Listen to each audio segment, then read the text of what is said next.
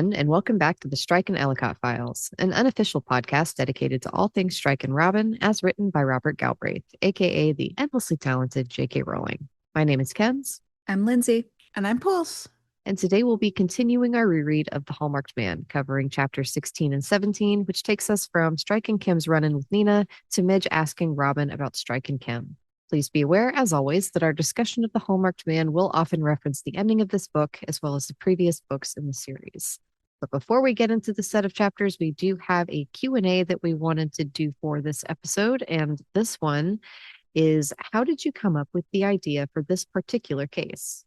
And I thought this would be a good one since we're just starting to get into the meat and potatoes of the case. It's always quite hard. I often can't quite remember how I came up with the specific puzzle. I did know that I wanted to do a take on the locked room mystery. And I think the actual murder evolved as I started researching where I wanted it to take place. I did think initially I was going to set the murder in the silver vaults, but it would be literally impossible. I mean, their security is, I don't know whether it's true or not. I did put it in the book because I was told this by someone who worked there, that it's the fourth most secure building in the world, and they claim they've never had a burglary. And once you've been there, I think I buy that. One thing I really like about this answer is that she really does the research to make sure that the crime is doable in the real world. Her wanting to place it in the silver vaults and then realizing that it wouldn't be practical is so interesting, because some people might say, well, I'll just do it anyway. I can write it however, but she doesn't do that. And I just find that an interesting part of her process. And I've always really liked locked door mysteries. My favorite Agatha Christie is And Then There Were None, which I guess is more of a locked island mystery, but it still counts when you look it up. There's also Murder on the Orient Express is also one. The Murder of Roger Ackroyd is another Christie one as well, though I've not read it. I loved And Then There Were None. And Me The Murder too. of Roger Ackroyd I have read, and it was good. I actually guessed the murderer correctly on that one. Cool. Look at Wow. you. It's a pretty infamously mind-blowing twist, so I was Oh, really? pretty proud of myself, you might say. I wonder if they have that on Audible for free, because a lot of times older books Yeah. are free on Audible. Well, you should listen to it. But now that you know it's a mind-blowing twist, you'll be able to guess as well, 100%. You have a lot of Mhm. confidence in me. No, I do, because like the one thing I knew about it was It's there was free. a mind-blowing twist. So I went in thinking like, oh, what's the mind-blowing twist? I'm like, oh, I know what it is. Okay, it's free. I put it to my Audible Nice. library. It's good. I'd really like her to do like an isolated location, like And Then There Were None. Maybe like a country house kind of murder, something where there's a limited pool of suspects in one place and they're stuck there with them and each other. Also, Murphy can't get there because there's a blizzard or whatever. He's stuck in Spain or something. I don't know. Sure. I don't care where he's stuck. You know, I just totally forgot that there is one that I have read, though. The Adventure of the Speckled Band by Sir Oh, Arthur Conan Doyle. Yeah, there's the Holmes one. That one's a good one. I think it's one of the first ones that I ever read. It was in one of those fancy Barnes and Noble collections of Sherlock Holmes stories. But yeah, it's a good one. And Clue is technically one, I think, which might Oh. explain why I'm such a fan of the concept. That tracks. It's That like checks out. earliest childhood. It makes sense. Formative.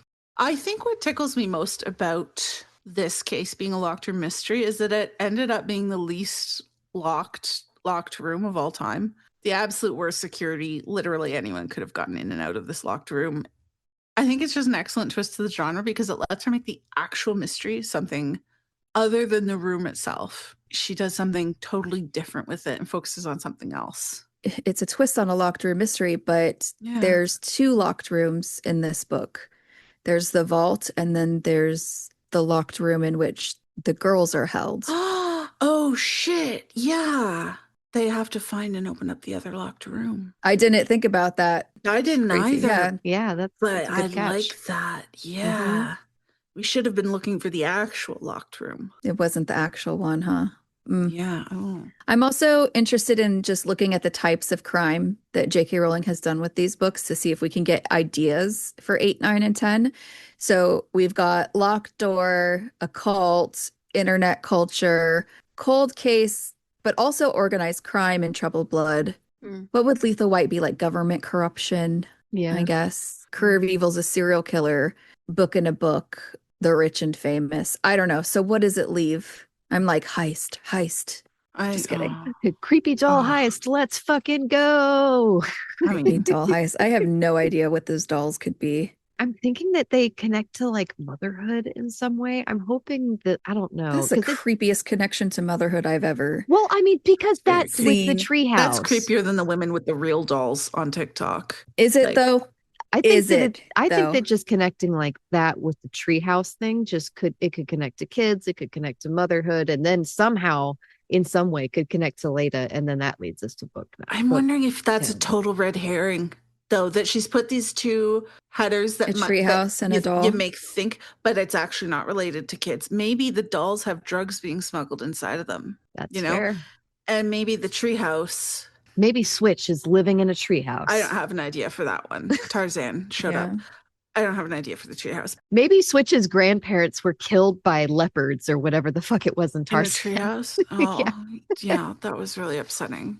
It was, but you know what? Phil Collins made up for it. Back to the heist, though. I've been begging for a heist. And you know what? Similarly to how this book appears to be a locked room mystery, but the room's not really that locked, it appears to be a heist, but the stuff was never actually stolen. Mm-hmm. A bit of a double twist. Yeah. I want another missing person where it's a kidnapping, though. I really want a kidnapping in a race against time because we haven't gotten a good race against time. Has there been any race against time? No. Well, Ink Black Heart kind of at the end, but that's, I know what you mean. Ink Black Heart was the most suspenseful, like race against time, but I want clock ticking, short timeline. Someone's in danger if they don't figure it out, even more so than usual. Yeah. Really, really love that. But how would you drag that to 1,000 pages, though? Oh, would it be like dragging out like the last quarter of a football game? Even if it has to be a bit shorter, if it's just really, really good, and also there's lots of very good Strike and Robin content, I could live with that. Anyway, we need some more clues. Other than there are more than 9 chapters. I'm really hoping that before the year is out, that she gives us a new header. Okay. Chapter 16. So in this chapter, Strike and Kim run into Nina during surveillance. And then the epigraph for this chapter, which has the world's longest parenthetical phrase I think that I've ever seen in a poem. This wild girl, whom I recognize scarce more than you do in her fancy fit, eccentric speech, and variable mirth, not very wise perhaps, and somewhat bold, yet suitable, the whole night's work being strange, may still be right. And that is from In a Balcony by Robert Browning. So weird that Robert Browning knew Kim. Incredible. He was a time traveler. Actually, there are a few women this could be in this chapter. Obviously, we have Kim, who's clearly not very wise and definitely bold, but it could also be talking about Nina or maybe even Mrs. A. I should note that this is the same epigraph source as we just had in chapter, I think it was chapter 13, the one that was like, does she know? Okay. In that one, the two characters, Norbert and Constance, who are in love, were talking about the queen and whether she knew about their secret relationship. In this one, it's the queen talking about Constance, who's kind of crashing out, I think. I'm gonna be honest, I still haven't fully read this whole poem. It's long and the dialogue's confusing, and I have Christmas cookies to bake. I have tallow to render. But I did read a chunk of it, and I tried to summarize it here, but I don't think I grasped the nuance that. But basically, it's about a love triangle and an insane lack of communication skills on the part of Norbert and Constance. And I think it might end with the queen putting them both to death, which is pretty depressing. Very. She's just had it with them and their lack of communication. I know, she's had it. She's done. She's up to here. But the last 2 lines, in the context of the poem, mean that although Constance is acting slightly insane, which she is, the queen thinks there's truth in what she's saying, that she, the queen, should confess her love to Norbert. She shouldn't. If Constance is crazy, then it fits because the whole night's been crazy. So I'm going to take that as meaning that Kim may be incredibly unhinged and irritating, but she is right about one thing at the end, and it's that Strike is really good in bed. Not that she's ever going to get to find that out, but Wow. That's really the that was my important takeaway. I did not see that coming. You didn't think I could work my way there, but you know what? Don't tell Pools what she can't do. You think I can't get there from literally anywhere? Yep. Like 6 degrees of Kevin Bacon, but 6 degrees to Strike's skill in bed. So Strike is upset in the opening of this chapter, as we all are, because he found out about the house hunting and just, don't give up, buddy. Yeah, we all feel betrayed and resentful about the house hunting. You're not alone. We're going to get through it together. Let's talk about Niall Semple. It's easy to kind of want to set this part aside because we know that he's not the man in the vault, but I think it's still important because it is really meaningful to Strike. He really connects with Semple. He does. Yeah. I think that Semple might be one of my favorite side dudes in this case because Strike connects. Side dude. Because Strike connects with him so much. Because his parts of the book are particularly emotionally resonant, at least for me. I think Strike connects with him in a similar way to how Robin connected to Margot. Yeah. They saw themselves in each of them. You're right. And Strike gets inside Semple's head a bit watching all of those horrific dark web videos, much like how Robin got inside Margot's head by listening to Joni Mitchell. One of those is a much nicer experience than the other. It's kind of offensive to Joni Mitchell. It's fine. How dare you? If we're talking about the theme of this book, which is what marks us, losing his leg in the army is a big mark for Strike. And I think that he looks at Semple and thinks about how maybe what happened to him could have been him. Being injured in the line of duty, 100% a mark that they share. But I think that also their life in the army marked them both as well, because it's a shared culture and a mindset. Like it's a brotherhood, like the Masons, a little bit. I think he understands Semple or connects with him not just because of what happened to end his career, but because of that whole career and where he chose to spend it as well. I love this whole subplot. Strike is really interested in the incident that ended Semple's military career. And I think it could also be for the same reason. He's connecting with that experience of trauma in action. Plot-wise, he's also most interested in it specifically because there isn't any information on it. If the military is hiding something, and I think that Strike can sniff out that there's something being hidden here because there's nothing there, there's a strong chance it had something to do with his disappearance and could help Strike find him. Yeah, I feel like it's Strike's sixth sense for things seeming fishy coming out again. Maybe he was a sniffer dog in a past life. We're also introduced to his wife, Jade.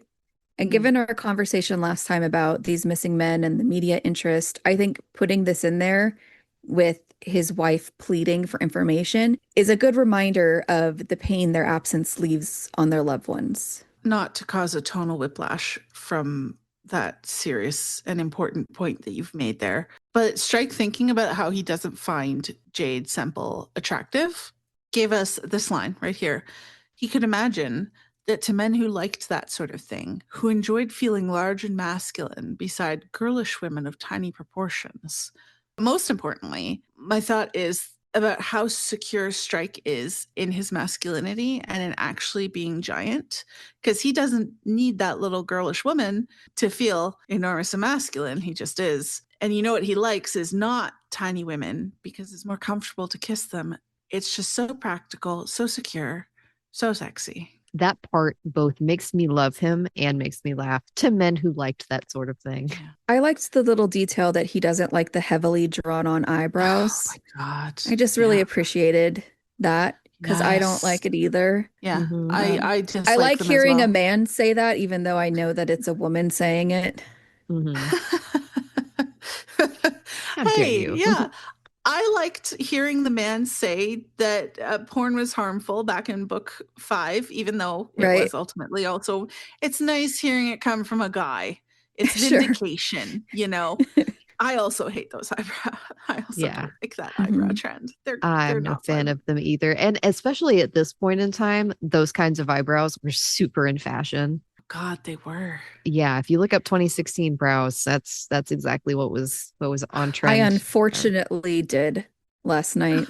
Oh, wow. I will admit though, In my own makeup struggles, I've always had trouble with that when it comes to lining my eyebrows because I I've can't got do a eyebrows. freckle underneath this eyebrow that's really dark. And whenever I'm lining my eyebrows, it's like I want to make the rest of my eyebrow as dark as that part because it stands out otherwise. So I always end up, I just forego lining them completely because I'm just like, no. Mine get so thin towards the ends that you almost can't see them. Are they like that all the time? Or is that Yeah. just like, mine are naturally like really bushy. No, Oh. mine are not at all. They're super thin. Once that eyebrow trend comes back around, the 90s trends will Yes. come around before you know it. Yes, And then that you'll be was- set. Yeah. That's a natural, like, don't even have to do anything to fit right in. We got really, really distracted, but I was talking about Jade Semple asking, the media for help finding her husband. And I think that this whole thing it's big in this book, given Decima's state of mind. She's so distraught over Rupert missing that we all question her mental health the whole time and whether or not they're doing the right thing. The other two men come off as less sympathetic when looking at who is missing them. So we have Danny DeLion, who's missing, who is missed by a fellow porn star and who doesn't have a strong personal connection to him. So I think that's kind of 2 points against her if you're looking for sympathy. And then there's Tyler Powell, the actual victim, and he's missed by this elderly woman who, if I remember correctly, she didn't seem super loving, It didn't. right? It was like, I'm His supposed to bring in the adopted grandmother? groceries. Yeah, I don't know. It wasn't the heartfelt thing that we get from like Decima or No. even Jade. It's much sadder that these two don't appear to be really missed by anyone who loves them. So there's no one left to tug on our heartstrings. But that absence by itself is really tragic in what it says about Danny and Tyler's lives. It makes me feel worse for them. And with Tyler, the woman who was really depending on him, she is also Oh. dead because of the killer in this book. She didn't even get the chance to plead for someone to look for him. Chloe and Tyler really are in the running for the saddest story in these books. Like, who beats them? I mean, it's hard. It's hard. VCAS and who he thought Nicole / Paperwhite was in Ink Blackheart was pretty sad. But I think that Chloe and Tyler might actually be the saddest. Though I did cry during that montage of like when they did the murder of Margot and they stuffed her in the ottoman in the TV show. I definitely cried during that. Margot was also very upsetting. Oh, God. I'd be interested to hear a man's perspective on who they think tugs at their heartstrings as far as saddest victim, because You know what? Yeah. Mhm. I feel a real connection to Margot, but I don't know if men would feel the same way or if VCAS's story would hit in the same way, because it was kind of the tragic love story for Mhm. VCAS that really, I think, got most of us. I would actually also be interested in hearing from men on So that. yeah, I mean, how does Semple's story connect with men? Because it's going to be a different experience. And yeah, someone get back to me on that one. Thoughts and a penis. Thoughts and a penis, please. Yeah. We need a whole segment that's called Thoughts and a Penis. God.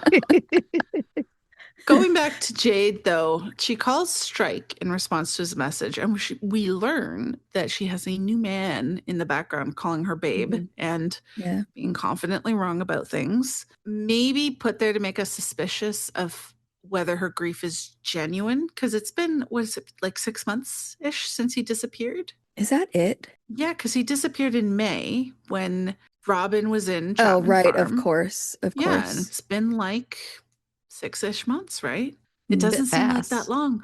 But I think that when we get to know her more later, I think we do see that she's genuinely in pain, and it's complicated by thinking he's run off with another woman. What a contrast between Jade and Decima, where Yeah. Jade is convinced that he left with Yes. another woman, and then Decima is the complete opposite. She's convinced he's dead because he wouldn't.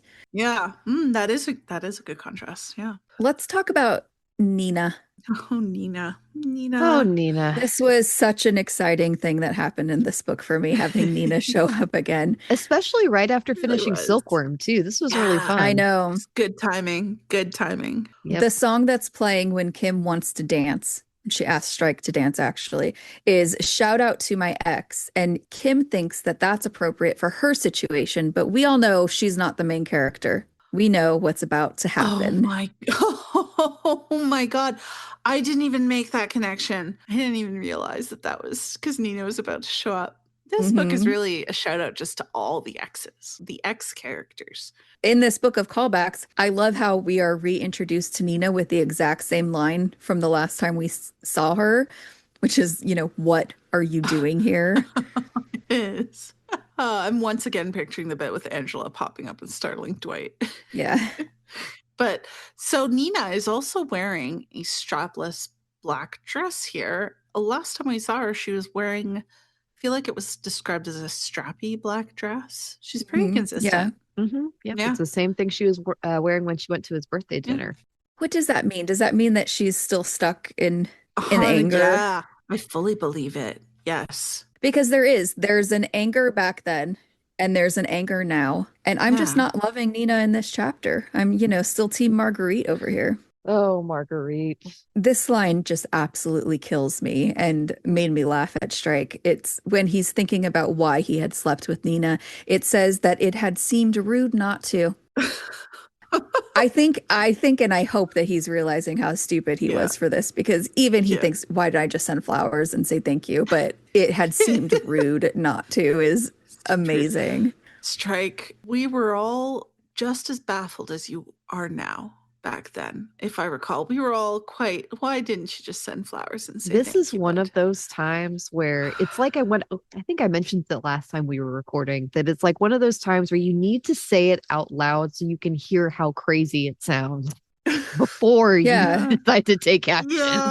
Yeah, just do like a test run by saying it out loud. Yeah, I'm glad though that he seems to be getting it though, that was perhaps not a wise choice on his part.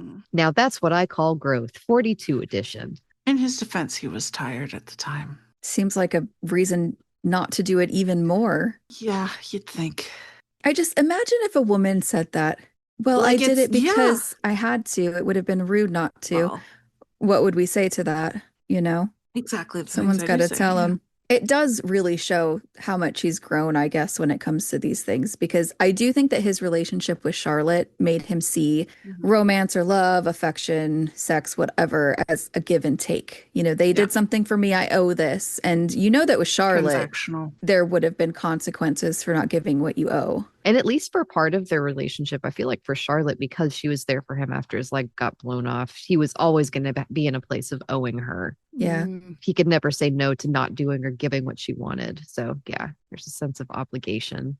Yeah. I mean, it's still so stupid. It is. Yeah. It's still so stupid. Like you literally just could say no. Yeah. It's kind of a similar place, though, to where Robin is, because she feels like she owes Murphy. She felt like she owed Matthew. Robin, you could just say thanks, bye. Give them some breakup flowers. Breakup flowers. Buy Murphy a new map. This is where you can go. San Sebastian, Timbuktu, the YMCA. Wherever. Hell, wherever. Even. I was going to say, like, it walks him right off the road into a lake. But what are our thoughts on Nina now? Because I have thoughts. Oh, my thoughts are mostly that it's been 6 years and she really needs to chill. Girl, you're engaged to someone else. You gotta let it go. I really like that Strike lied to her and told her that he was there because he donated for his godson or something, because she's going to stir up trouble if she thinks 100%. He's there for a job and tell Culpepper. 100%. And it's like, first of all, like, why do you think that you have the right to say where he could be? Like, you don't own the gala. I don't see your name on it, Nina. Strike thinks about how he doesn't have the inflated ego to think that all Nina's hatred towards him was about them sleeping together. I do think it's part of it. I think she's still pretty salty. I choose personally to view this as a testament to, just how good Strike is. Nina's still pissed about not getting more from him. I will not be dissuaded from this view. And so it was his ego. He's a humble guy. He's not going to admit it. I can think it for him. I think that Bijou would argue with it, though. Yeah, well, I don't think he was giving Bijou his 100%. Well, no. Of course not. Rules free. The thing that I really didn't like about Nina, and really it just made me think that she might not be a very good person, is how she is mad at Strike for ruining her friend's life because the agency caught her friend cheating. Yeah, that's red flag. We don't even have to explain why. That's very obviously a red flag for lack of character. Yeah, I understand that she had a bad experience of feeling used by Strike, and she's right for that. But her cousin's mad at Strike that he doesn't give him the scoop anymore, and now her friend got caught.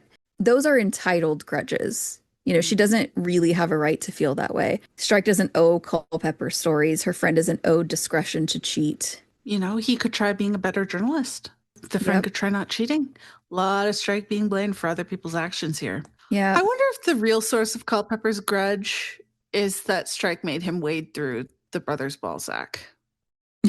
It all comes back to the brothers Balzac. It all comes back to that book and Strike wasting, presumably, like an afternoon, making him read that book.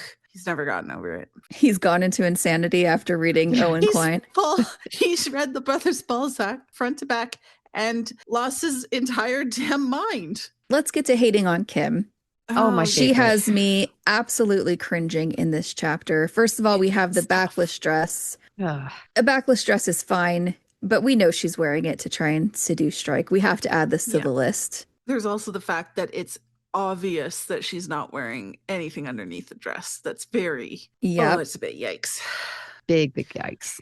I think that means he got a peek at crack, is what I'm surprised she didn't have a tramp stamp. A peek. That, oh God. Little butterfly. I haven't heard that phrase in a long time. So it says that her dress is high-necked with long sleeves and then the open back. But compare Strike's reaction to it here with his reaction when Robin wears a high-necked dress later on. Yeah. Mm-hmm. When he's like, he found it really sexy in its modesty, its ostensible modesty or demureness or whatever. Demure. Here, he can basically already see what's under the dress. He's not interested. With Robin, it's try me. You know? I love that comparison. Yeah. That's a good one. Because she has class and you don't, Kim. What is that on? Parent Trap. Parent Trap? Yeah. Okay. I have class and you don't. When she tells him that he looks nice, I'm busting out the spray bottle. Yeah. Get away from him. Nope. You're not allowed. Don't touch him. Getting out the wet newspaper. Maybe like a fire hose to really ram the message home on that one. Cooler down a bit. I'm just imagining this small woman just getting pummeled by the fire hose water at the street. Really not. It would just take her out. It would totally take her out. I'm doing us all a service.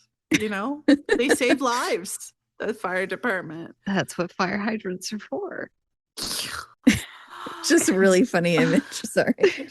Telling him he looks nice, and then he says likewise out of politeness. It feels like a fun little connection to his thoughts that we were just talking about, how it seemed rude not to sleep with Nina, because I'm like, Strike. It's a much smaller scale, though. It is a much smaller scale. He's getting much better, but I do want to go back to the basic manners lessons, because I feel like there was a miscommunication, like a crossed wire at some point, that maybe has led to the wrong idea of what's rude in terms of responding to women's sexual advances. That's probably Joan.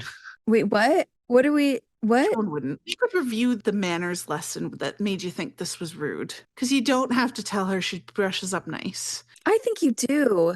Yeah, I guess. That's the thing people say. Oh, you look nice. Thanks. So do you. I know. I just really don't. Give Kim an inch and she'll swim all over you. Also, the number of times she says, God, I need a drink. I think she's hinting at Strike to try and get her one, kind of acting like it's a date, and it just feels really embarrassing. Her mention of Farah and Avabi getting in touch is an important bit, though. Farah is described as good-looking but incompetent, and honestly, I think that's going to be the theme of the PI team she ends up assembling. Maybe Morris can join. Murphy would be the perfect fit, once he gets fired from the Met.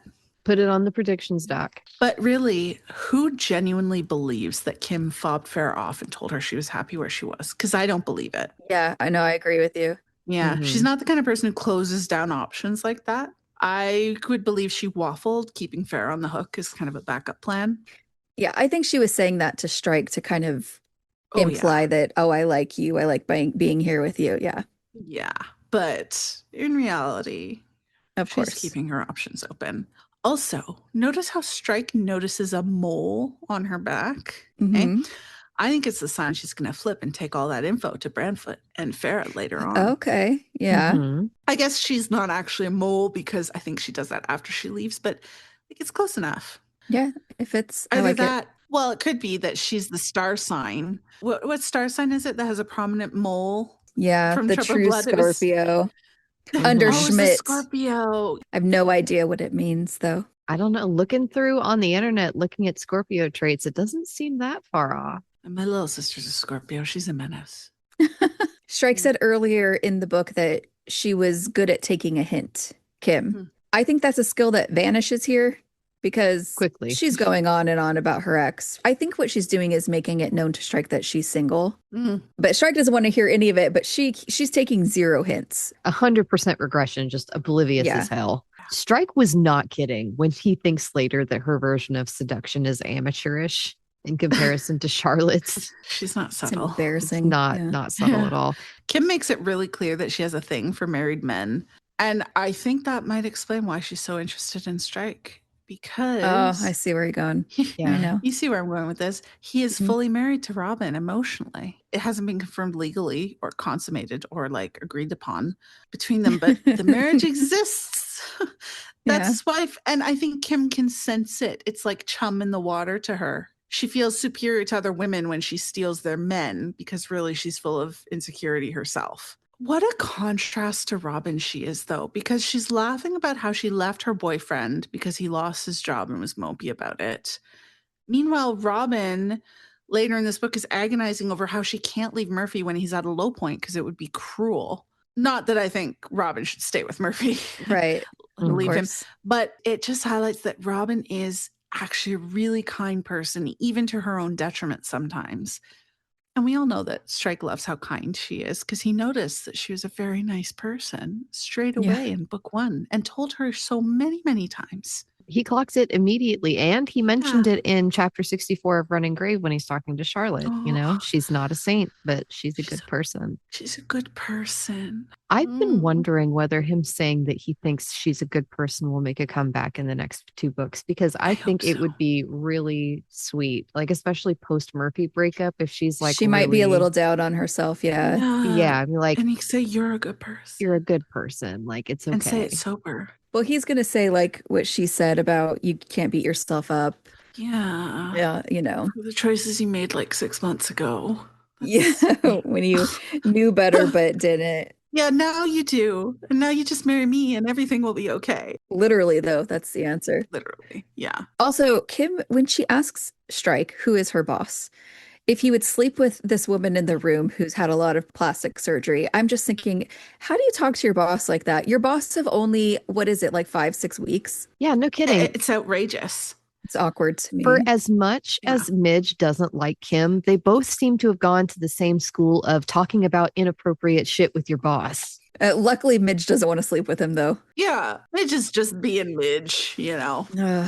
I'm conflicted about the ending of the chapter because as much as I don't like Kim, Mhm. Nina annoyed me so much that I kind of liked Kim's response to her about Strike being good and taking him off to leave right in front of her. Like, it was just the right amount of petty for me to really enjoy it. That was really petty. But Nina deserved it. I liked it. It's the Mhm. one good thing Kim did in this whole book. Like Robin would never have done that. And it just No. I really liked just Nina No. just like kind of put the salt in the wound. Sorry. It's actually I really did it. lucky that Robin was not at that ball after all. At the Oh my gala. God. Really Can you lucky she imagine? didn't run into Nina. The way Nina Huh. said how she knew him. Like, come on. Yeah, that would have been bad. Really for the best. Anyway, the whole reason they're there is the Mr. A case. And this is where Kim gets pictures of her and Culpepper's wife. Oh, Mr. And the case Solved. ends, yeah. And I had completely forgotten that these two are the ones that were kissing. I had been I hope- so Yeah. that detail just completely, I think I'd forgotten about it. Maybe they'll end up really happy together. Somehow I don't think. Yeah. All right. So there's one shippy bit in here, and it's during Kim's one woman show, right? Strikes his thoughts are drifting to Robin, which is sweet in Love itself. that. I love it. I love it that he's just sitting there thinking of Robin while Kim I is like know. yapping. I love the way that Joe incorporates the song "Have Yourself a Merry Little Christmas." It works so well because the line "Someday soon we all will be together if the fates allow," and that's playing Oh, as he's thinking of Robin, and it's very sweet. I love how aw. she uses music in this book. But yeah, I was just thinking, you could spoof that and make it, someday soon these two will be together if There Joanne you go. allows. Allow it. That's good. Other notable things in this chapter, we get Barclay on the phone doing some trespassing. Love it. Fun Nice. little evening activity. He says he can hear guard dogs, which is definitely a hint to what Plug's doing because the dogs Mhm. aren't guarding the thing. The dogs are the thing. They are. They Yeah. are. It's a Yeah. canoe. Honestly, I love this bit with Barclay just because of the banter. It's like, I'll change out of my sausage trousers. And here I was thinking that Barkley was just wearing really tight pants. I thought it might have been a joke. Yeah, I thought it might have been It a was, joke. it was a joke. Yeah, I thought that he was joking that he'd be able to like run better because he wouldn't be in tight pants. Oh my gosh. It just totally did not get it at all. Thank you, Ken. We're on the same page. One final plot bit here. Strike reads a bit of the conversation on the Truth About Freemasons website. And I think the Austin H here is actually Tyler, right? Because he asks, is it true that Freemasons protect each other? We know Tyler was thinking about joining to get protection from grifts. Yeah, that's really sad. Yeah, that is That's really sad. Anyway, chapter 17. In chapter 17, Barkley is arrested and Midge asks Robin about Strike and Kim. The epigraph. Yea, and not only have we not explored that wide and various world, the heart of others, but even our own heart, that narrow world, bounded in our own breast, we hardly know of our own actions, dimly trace the causes, whether a natural obscureness hiding that region in perpetual cloud, or our own want of effort be the bar. God. That's a long, that's a long That's Merope. sentence. Tragedy by Matthew Arnold. It was almost a tragedy reading that. It was a lot of commas, to be fair. To me, this is 100% about Robin being unable or unwilling to see what's inside her own heart. She is actively refusing to be self-aware enough to understand where her feelings are coming from or why she's moving forward with Murphy, even though she doesn't want to. It's not even a want of effort so much as an active anti-effort of self-gaslighting here. She's not exploring that narrow world in her own heart. She's blocking it off and pretending it kind of doesn't exist. Yeah, we have not explored the wide, various world, even our own heart. We hardly know. We only dimly understand our own actions and what we're doing. Oh my gosh, Yeah. Yeah, so the chapter opens with Strike calling Robin with news. Barclay was arrested for climbing on the roof where all the dogs are being held for the plug case. I was with Robin here, had to laugh that he is pretending to be drunk. I bet he was very convincing. I'd have loved to see it. I think I'm the crazy one here because I just want to be like, wouldn't the police just understand? Like, I'm investigating. I'm busy.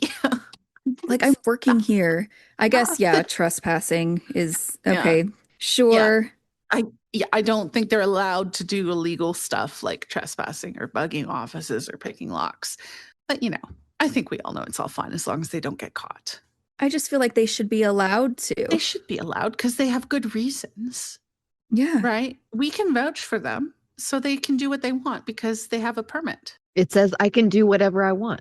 The other news is that Kim cracked the Mr. A case. I love that Robin isn't happy that she has to pretend to be happy for Kim. What does Kim even have to be smug about? Literally anyone could have gotten a picture of them making out in the washroom. Mm-hmm. Yeah. Midge would have done it and managed to be better company for Strike. Maybe. Although God knows what she would have told Robin about Nina. No, God, no. Maybe that's better as well. It's much better. Yeah, she definitely would have. I'm just annoyed thinking about it. About what she would have said to Robin. My God, why can't she just mind her business? Oh my God, Midge drives me nuts. Okay. Oh, Midge. Speaking of being driven nuts, let's get to this lunch that Robin has with Murphy. Oh, do we have to? We do. So it's a seemingly happy moment between the two of them. It's almost more painful for me than just them having conflict because it's frustrating. They're having lunch at Prospect of Whitby, and the book explains that this is the oldest pub along the Thames. I looked it up, and this place has a reputation. It used to be called the Pelican, and then later it was known as the Devil's Tavern because of its dangerous clientele. It was a notorious spot for smugglers, felons, and pirates, and apparently there were even hangings here. Dangerous clientele. Well, Murphy is dangerous to my emotional and mental stability. So I'd say he fits in. Okay, yeah. Very And the dangerous. decor is nautical, but it's kind of like a piratey vibe with skulls and stuff, which I would Oh, like. I feel like Robin and Strike should have eaten here because he loves a nautical theme. She could tease him about being a pirate and get a parrot. He already has the peg leg. I know she wouldn't tease him about that, but I could joke. He would. I have to assume that when Jo was writing it, she picked this pub intentionally because Robin is having what she thinks is a good and peaceful day with Murphy because there isn't conflict happening, but they're literally at a place that has a reputation for danger. Yeah. And with the nautical theming, it reminds me of the place that she lived with Matthew, with those nautical connections. And we've been Yeah, recently reminded of that place. But yeah, I think that this is the bigger problem for Robin too, right? She is viewing this peaceful day as happy and thinking about how well they get along when neither of them are stressed. But all that means is that they can get along well when they don't have to talk about the things that they should be talking about. And that's not a good thing because she is equating avoiding conflict as being peaceful, and they aren't always the same thing. It says nobody was talking about eggs or their freezing. Neither of them mentioned Cormoran Strike. And those are literally the two things that they should be talking about the most. I think that if a good day with Murphy is only good because no one brings up your best friend and business partner, that's just not sustainable. Or like your future. Yeah, it's just not going to ever work if this is the reason why it's a good day, because he's your best friend and business partner. He's the main man in your life. I kind of like how that connects with this backstory, this history of the pub being like a place of a dangerous reputation, right? It might look nice and cool, but it's bringing up memories of the past with Matthew and a place of danger. And she's always kind of in a place of danger with Murphy, I She guess. is, yes. Not like actual from him, but you know what I mean. And this is bringing me back to Troubled Blood and the tarot cards. Robin thinks in that book, peace isn't the problem, peace is good. But this is why peace is the problem. I think that literally we're seeing that 3 books later. Like, this is what's amazing about Jo's plotting. 3 books later, we're seeing why peace is the problem because her current definition of peace is ignoring problems, and that's not real peace. Yeah. I don't know. This made me really excited about the tarot cards and connecting it to her now. Just last week, I saw a video on Instagram, and it really struck me, and it stayed with me because it was a woman talking about how she doesn't buy into the whole protecting your peace thing. She said that it's just a way to check out of real life and avoid conflicts that you might need to have. She said that if anything, it actually makes you weaker and less peaceful because your ability to problem solve and deal with stressful situations becomes weaker and ultimately it makes you more afraid. And I just thought that that was genius. And it explains how I feel in a lot of situations, how I think of conflict. So I just thought it was really appropriate for this seemingly peaceful moment with Robin and Murphy. That's interesting. Conflict being a muscle you have to work out or else you lose the ability to have it. I also just still think it's absolutely crazy that these two are agreeing to look at houses together when they have not had a more serious talk about having kids. Because why would you want to become financially intertwined and bound with a person and you both know that you might want different things? I mean, it's just, I can't understand what the point is. It's absolutely nuts. Like, it's nuts. It is. Murphy makes a bit of sense to me. He wants to be tied to Robin. He assumes they're on the same page, wrongly, but I can follow his thought process is why he thinks this is a good idea. But Robin is one would think she'd be more cautious because of how annoying Matthew was about splitting the money from that house in the divorce. Like, right?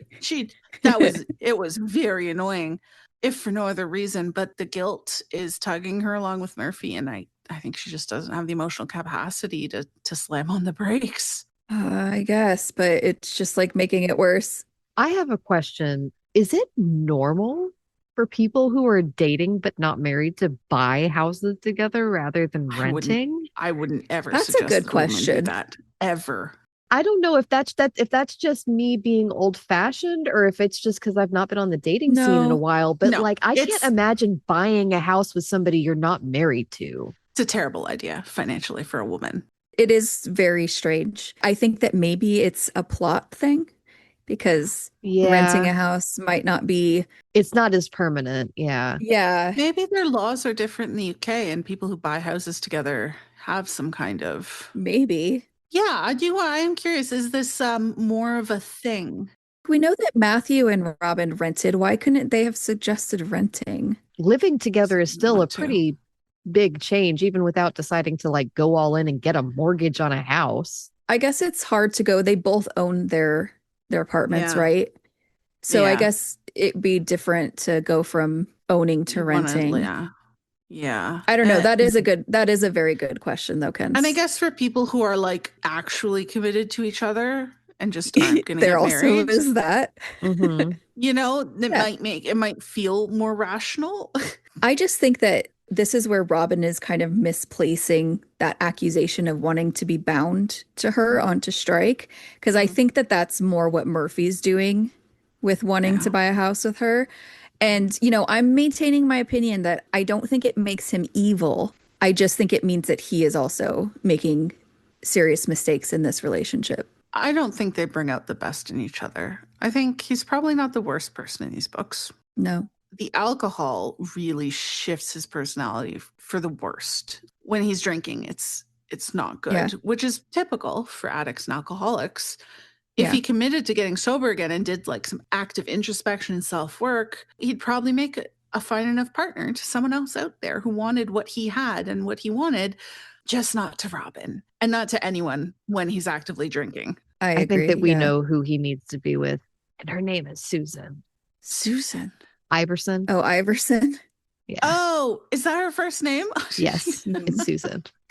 Did not register that. But yeah, not to anyone while he's actively drinking. No. He will not be a good partner. I agree. And he's just not a very good detective, and I'll die on that hill. But with good taste in maps.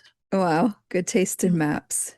I like a classy map. What can I say? It's making me think of Strike getting out his maps. Like he refuses to use agency. GPS. Yeah. Oh, yeah, he dropped that little thing. Yeah, he sure Eventually. did. He got with the program on that one. Got with the times. He learned to use Yeah. Twitter and he was on there. It was He even went on Tumblr. Wow. Oh yeah. Reddit. Oh my goodness. Who Gosh. is he? So speaking of Murphy in this context, Yeah. we had so many responses to our discussion about the egg freezing in chapter 9. Really? Yeah, I'm not surprised that most people are with you, Kens, on this. Because, I mean, we hate Murphy and his existence. I get it. But I'm not swayed from my opinion that Murphy assuming Robbins wants kids is kind of on her. I went back and looked. So in chapter 1 of The Running Grave, Ilsa tells Robin that Murphy had just been telling her that he wanted kids. He told Elsa, but not Robin, flat out. I don't think that it's implied that he never tells Robin. He's just also yeah. telling Ilsa, because also in The Running Grave, after she leaves Chapman Farm, Robin's talking to Linda, and Linda's talking about how he's been so good keeping them updated, right? Do you think he liked children? No idea, lied Robin. Ryan had in fact made it perfectly clear he'd like children. So yeah, he's just telling Ilsa too, as like a way to win Ilsa over, I think. I don't think it really worked. Well, no, of course. No, it's not. Of course.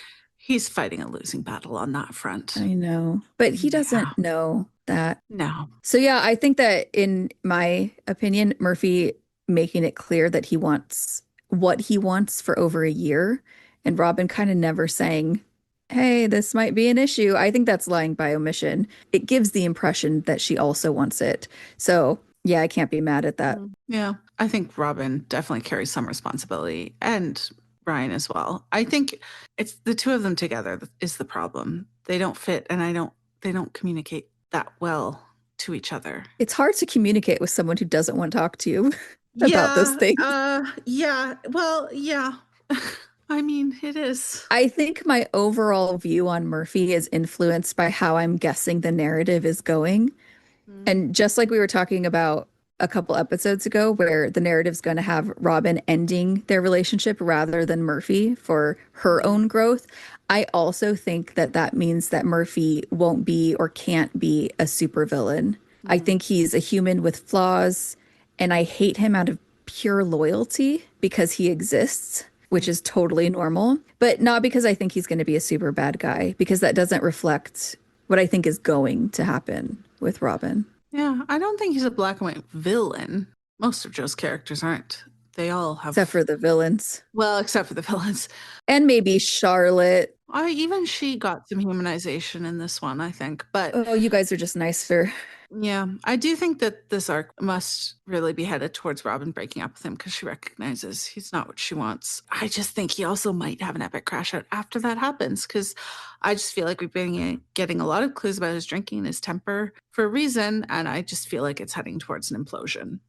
I would love a crash out because it's fun, but I'm on the fence because we can talk about it more when we get to one of those parts with his temper, but there are differences between a temper and an active alcoholic and what we see when someone is a mean drunk and how that reflects their personality. So it's very common for active addicts to have these outbursts of anger that's cruel and aggressive, that's not actually them. So I think that his anger outbursts are a clue to his drinking, but that it doesn't necessarily mean that he's hiding this angry, abusive side of him for over a year, because how does one do that? Men do that all the time. Well, Abusive men do that all the time. They hide themselves and reveal the abuse, become abusive when they have the woman locked down. And it's usually around this time. Yeah. I think that if that was the case, we would see it in other places. Yeah, we might. Well, I think that we would for sure, because this is a book. We'll have to find out. You make a good point about what his temper specifically shows itself as, because it's always in reaction to the suggestion that he's drinking. It's always defensive in that way. It might be a cynical view. I don't know. But I think that J.K. Rowling is very good at knowing what will keep people talking. Think about how many years people debated over whether or not Snape was good or bad. And actually, I mean, we're still arguing about that. Deathly Hallows came out 18 years ago. I think she's writing Murphy in a way that makes different people think different things. But yeah, I just really think Robin needs to end it because she doesn't love him. I think that Joe's very good at what she does and what she's doing with Murphy as a character.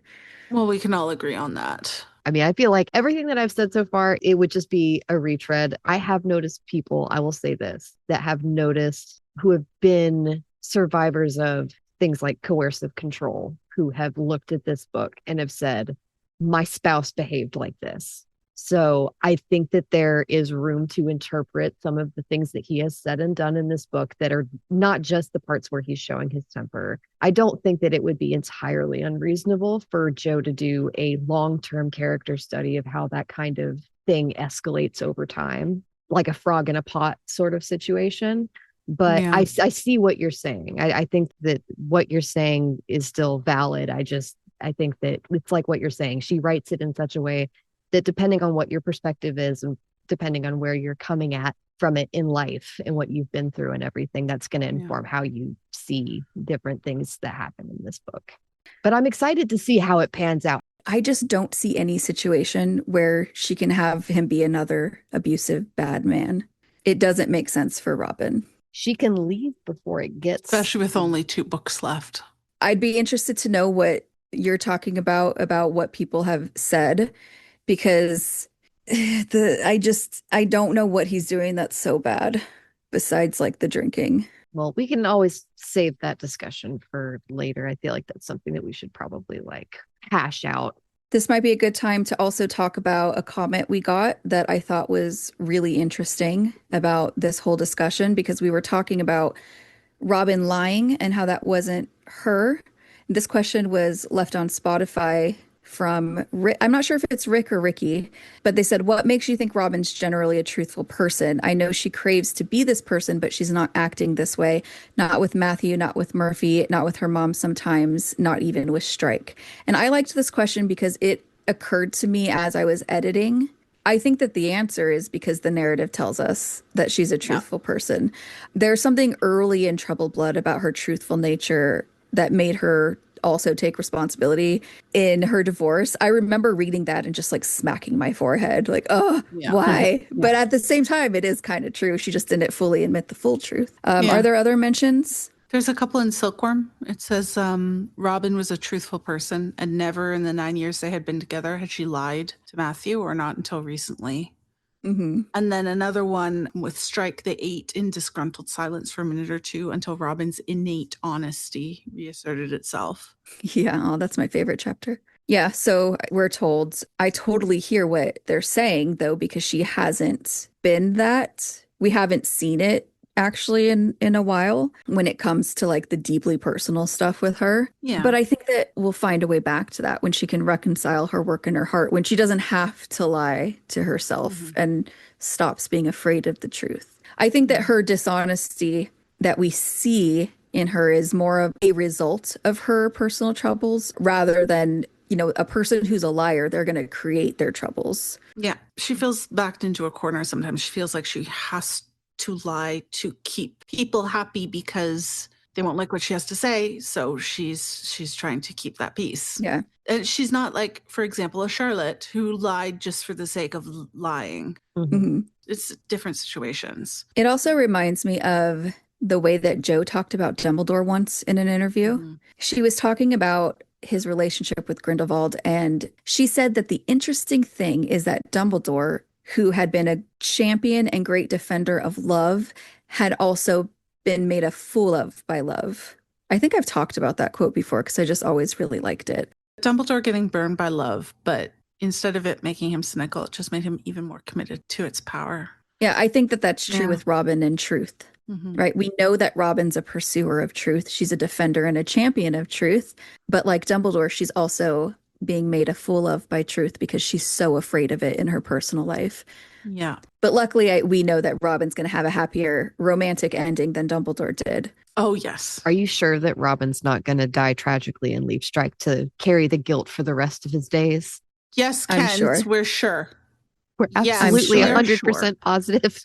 Yes, we are 100% positive. That I'm is very one sure. prediction I will very confidently make. But speaking of dishonesty and Robin, though, this portion of the chapter with Murphy ends with a hurtful lie and a cringy lie.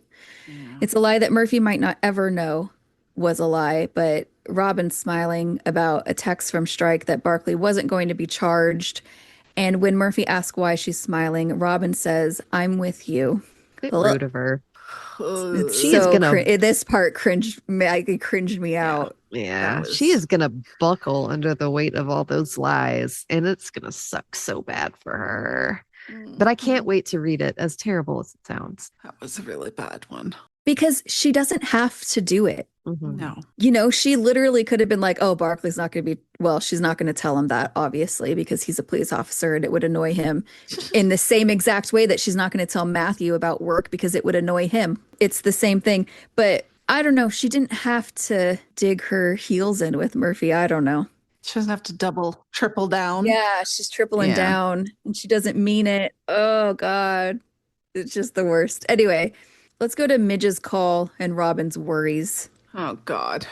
Robin has just had what she classifies as a happy and peaceful lunch with Murphy, but she spends the rest of the chapter worrying about what Midge said to her on the phone about Strike and Kim.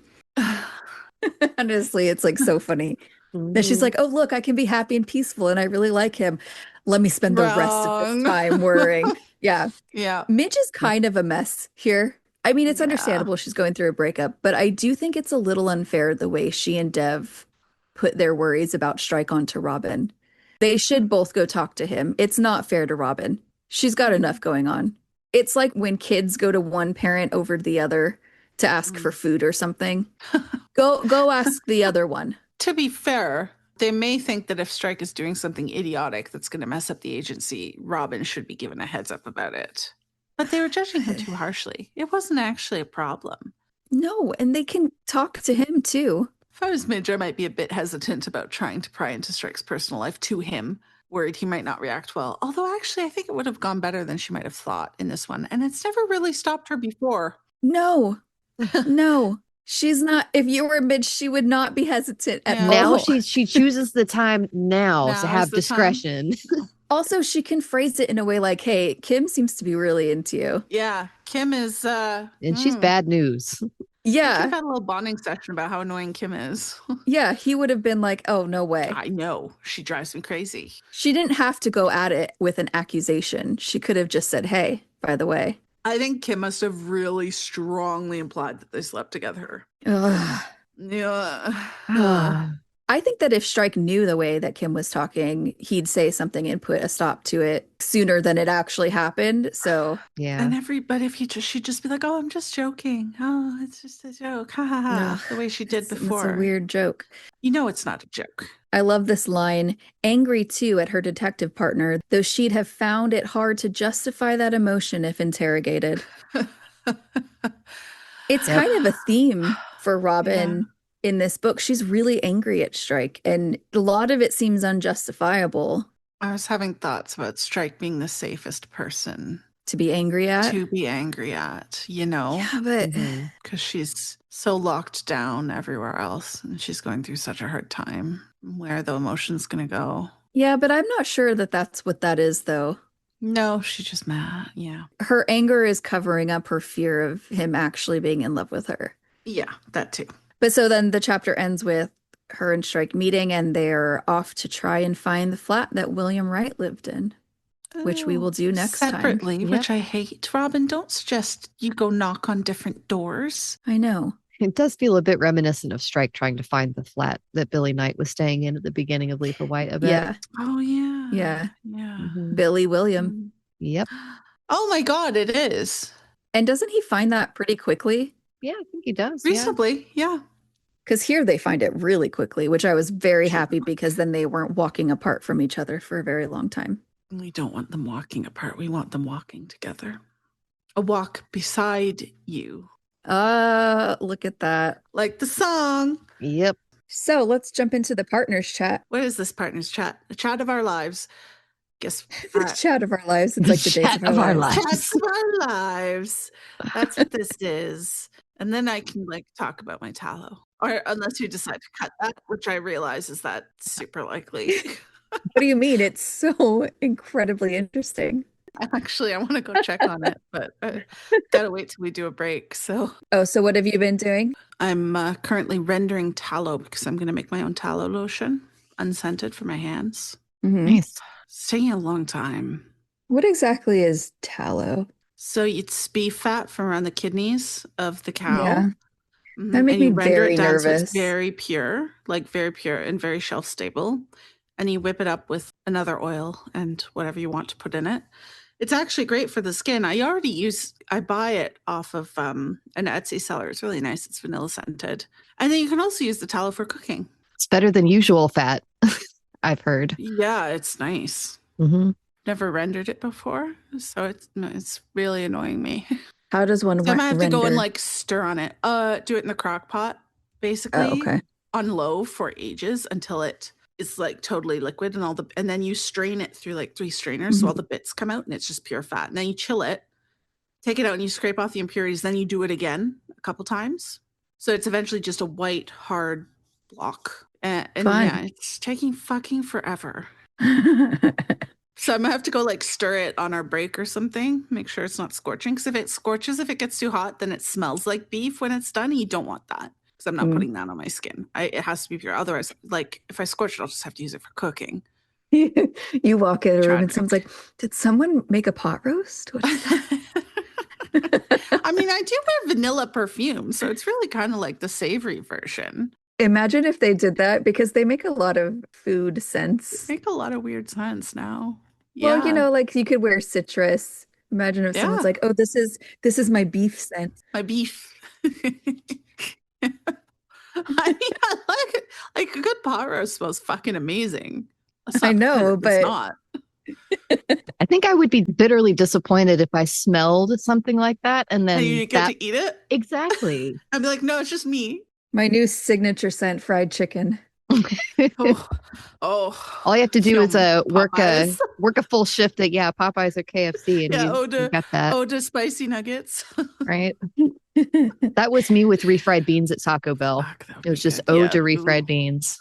When I worked at A&W, I would put my hair up wet because I shower right before. I put it up wet in a bun. I'm over the grill. When I came home, somehow my hair was just the most lustrous, shiny, wavy. When I took it down, somehow the beef grease had steamed it gently. It was so nice. That's so weird. It was the texture, the shine. I'm like, oh my God, it's beautiful. I should market this. Stand over a hot girl for 8 hours. Your hair will be beautiful. Yeah. A little life hack there for you. Tips from fools. Tips and jingles. That's me. I haven't had enough jingles. I know. I ran out of tunes. I only know the one. I can't even hear it now. I don't even know how it went. Grave digging bodies, best friends for life. I don't think that's right. Yeah, it is. Okay. I should know my own jingle. Well, One would think. I'm not trusting your memory. It's iffy. Right up there with math. Fair. I just had to take all my antibiotics out and pour them on the counter or the desk and count them because I couldn't remember if I had taken one literally 5 seconds before. Oh. That's a bad sign, right? You're a bit unwell. Well, I mean, no, that's like a daily occurrence, but it doesn't sound normal for you. I could not remember. So I had to count them and then think, okay, I've taken this, I had 20 total. Yeah. Do the whole thing. It turns out I did take one. I always have to do things in the exact order or I get really confused and don't know if I've done it or not. Yeah, no, that makes sense. Because that becomes automatic. But then see, if it's automatic, then you can't remember if you did it. I try to like feel my thumb opening the bottle. And then I'm like, okay, I've definitely felt that. Like you got to tie it to a... I know, because if I take have 2 doses of my ADHD meds at the same time, I'm not going to be feeling great. So I always err on the side of just not taking it. Oh, okay. I'm like, okay, I'll just be useless today rather than I will be gritting my teeth and face flushed and feeling horrible. Oh. Instead of normal. So there's normal. And then there's fucking useless, which, to be fair, that is my baseline state. And then there's like, no comment. I don't feel good. I'd rather not feel well either. So yeah. I've never had this before. Meloxicam. It's 24-hour pain and anti-inflammation. Sounds nice. Sounds fancy. I know. I have a sinus infection, so like that's. I hate those. Have you tried the massager on the face thing? Did we? Do you know what? Did we try that? I thought about that the other day. Yeah. I have an actual back massager thing, like the one that goes. Brrr, the one that I thought that might face. hurt. Yeah. I thought that might hurt, but they have different attachments. I could get the flat one. Or you could put like a little but I can't a towel. Yeah, I just can't find it. Is the problem? Oh yeah, that is. But I have thought about that. But if you want to know details, no, I have to tell you because it's so gross. Lay it on us. She's like, why do you have to tell if it's so gross? That mean? You don't have that urge ever? No, never. That's weird. Share away. Literally, I thought my nose was bleeding. Nope. Oh. Neon. I mean, you guys know I love neon, but that's how I knew I had a sinus infection. So it was just liquid. It wasn't even like, I don't know what it is. Could be spinal fluid.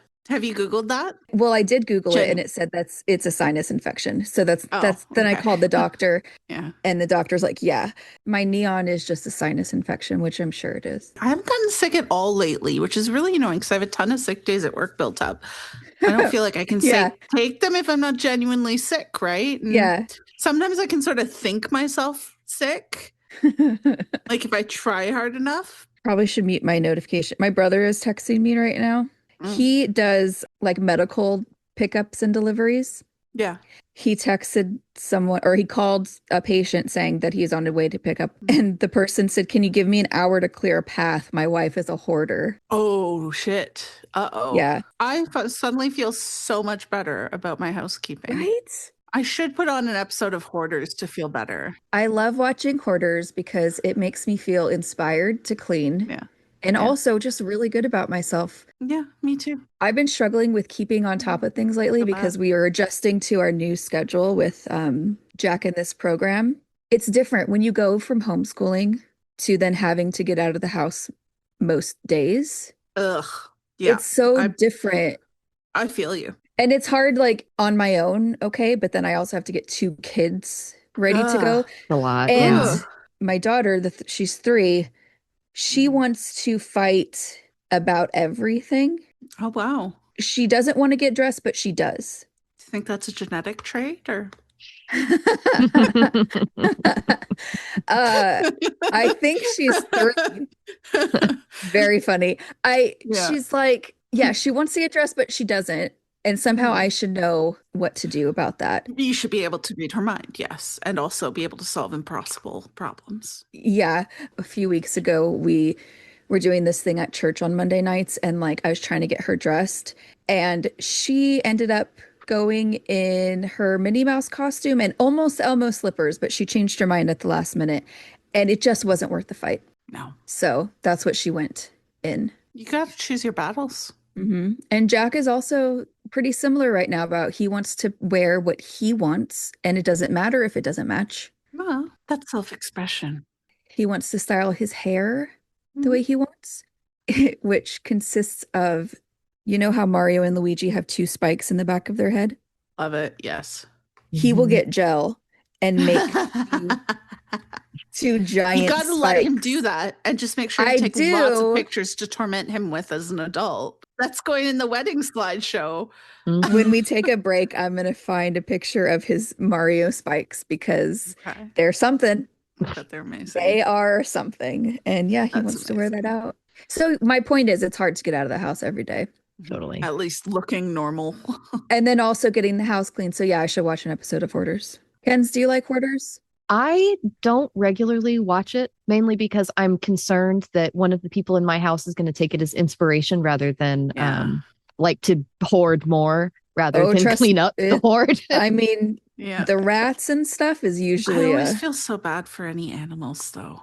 Yeah. It upsets me. Episodes where they have animals really upsets me. Or kids, I guess. Or kids, I guess. Speaking of watching things, did anyone get a chance yesterday to watch the first 2 episodes? Me I too. did. The Eris Turd Dog. I was like, notes. I had it in the background while I was doing notes. Yep. No, I watched 1 with dinner and I was like, oh, might as well watch 2 with dinner. There's some key moments that I really loved. First of all, Taylor is listening to an audiobook that I just finished. Yes, it's the woods out of the woods. The God of the Wood. Let me get the title. Let me get the title. And this was recommended to me by Lily on Twitter. The God of the Woods by Liz Moore. I've told you about that one. It's the one where it's a camp and teenage girl goes missing, and it's the same woods that her brother went missing from years previously. Did. Yeah, that's the book that she was listening to. And I recognized it immediately. I was like, oh my gosh, that's so cool. That's awesome. That's genuinely pretty cool. And I bet that author's sales have shot up. That's good. So yeah, good for her. She'll get a lot of sales off that. Docuseries is good. I mean, it had me crying. I know. The Southport. Oh my God. The attack when she just broke down sobbing. That was just so sad. That was brutal. And she couldn't even explain what happened without crying. And I'm like, I'm sitting here too. I cry when I think about it. I also really liked the bonus day. Oh, yeah. How do I get in on this? What can I do for this tour? And she does them for each leg of the tour, too. That's not even the one bonus that they get. They get multiple huge bonuses like that. Like, that's awesome. And the effort. The poem she wrote, I think it was like a poem. That was really sweet. It was so sweet. No, it was good. I'm excited to watch the rest of it. And then me too. Kens, do you watch Stranger Things? I do too. Oh, you do too? Have you watched the you got a cultural touch point in common. Season 5? I have not watched any of it yet. Okay. Yeah, I haven't either. I kind of didn't want to start and then have to stop. I just kind of wanted to wait till that all comes out. It did stop on a really cool point. I also don't remember anything that happened before, kind of. They do a recap at the beginning. Okay. That works then. I'll remember when I see it. Yeah, you watch the recap, you're like, oh, right. Yes. Okay. You know what else I've been watching that I'm not sure how I feel about yet is, I don't even know how to say it. Pluribus? Oh, yeah. That Apple TV thing. That's good. It's weird, which explains why my brother recommended it, because it's weird and so is he. Yeah. Like that tracks. The main character is one of 13 people in the entire world who have not been overtaken by the joining. Yeah, I've been seeing it. That's good. I kind of want to watch it. You might like it. The Pit starts back up soon, doesn't it? Oh, It does. Yes, it sure Mhm. does. Did you see the sneak peek that I sent you guys? Was it like an actual clip of the show? Oh, wait, is he on the motorcycle? Yes. With no helmet? That's not safe. No, it's not. Very unsafe. It's not, but he looks really Yeah. cool. And he should know better as an emergency room doctor. You know what looks cool to me, Ken's? Safety. Yes. That's the real cool thing to do, is to keep your skull intact. Yeah. Yes. Yeah, that's fair. But he still looked good on that bike, though. Oh, I know. It looks Well. good. I'm excited. My gosh, there's so much coming out soon. The Mhm. Rookie's back in January too, so I'm going to be annoying about. Oh, I've that been once waiting. more. Oh, I know. It's crazy. Can't wait. It's all I can think about. My feed knows I've been missing Chenford, so it has been feeding me constant romantic edits of the fox and the bunny from Zootopia 2. I've Like- seen those. Their Nick fucking Wilde video and Judy. It's now Nick Wilde and Mhm. Judy Hopps, because Yeah. they're the same flavor as Chenford, basically. And now I really want to watch Zootopia 2, actually. It looks really cute. Tempted. Oh, that's fun. Fun updates. It's Mhm. almost Christmas. It is. Merry Christmas to our listeners. Even though it will be past Christmas by the time that they listen to this, but Happy New Year. yep. Merry That Christmas too. and Happy New Year. Mhm. Merry Christmas. Happy holidays. Come on. Holidays. Merry Christmas. That's the jam. I was a Backstreet Merry Boys girly. Christmas. Oh, heck no. Get out. Christmas. I have so much baking to do. What are you making? Bunch of cookies, oatmeal, cranberry, white chocolate ones. I'm going to make chocolate chip, and I'm going to make Christmas crack, and then I'm going to break that up and do Mhm. that in the cookies. You know what Fucking I saw? delicious. It was something Christmassy cracky. Yeah. You take butter, brown sugar, melt that up, vanilla, whatever. You put it on the oyster crackers. Mmm. You spread it and you bake it, and then you put like a sugar top coat. I don't know. It looks really good. I do it with the saltines. Oyster crackers Mm. pretty much the same thing as saltines. They're just tiny No. little ones. Yeah. Are they? Yeah, they're pretty much just like very small, plain crackers. No, those look like a totally different texture to saltines. I don't know what you guys are on. It's the same thing. Like, I don't know what. Like the It's not- taste is like It's very clearly a totally different texture. It's So not. I can see the texture. Like, this is crazy, but okay. Okay. I don't know if you guys have weird you guys saltines are or what. nuts. It's round the and chain. small. It's not a square. They taste the They're same. like puffy. Yeah, they taste the same. Yeah, Okay. It's the same cracker in a different shape.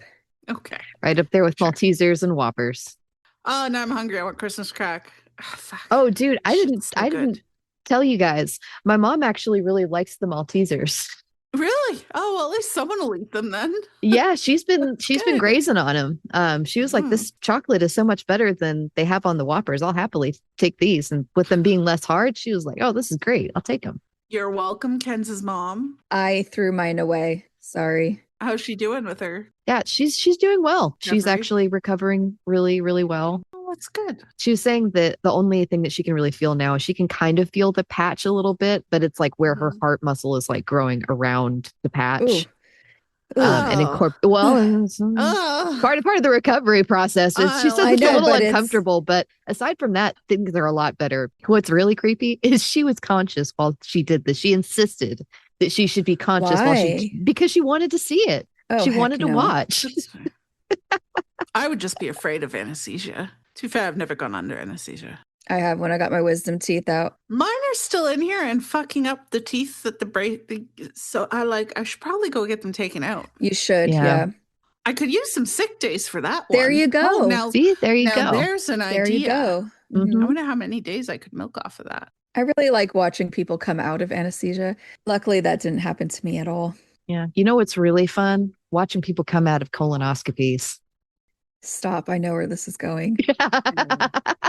I've seen those videos. There's one instruction that they give you before you can leave. Yeah. What are we doing next time? Next time, we were originally going to do chapters 18 and 19 with the Mandy and Daz interview and Strike and Robin texting back and forth about the case.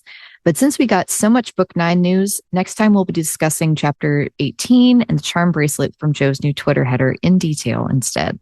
That'll do it for this episode. Thank you so much for listening. If you enjoy what you've heard, don't forget to follow us on social media. We're on Twitter, Instagram, and Tumblr at the SE Files Pod. You can also contact us on our website at thesefilespod.com or email us directly at sefilespodcast@gmail.com. Thank you so much again for listening, and we hope to catch you next time for another episode of the Strike and Ellicott Files.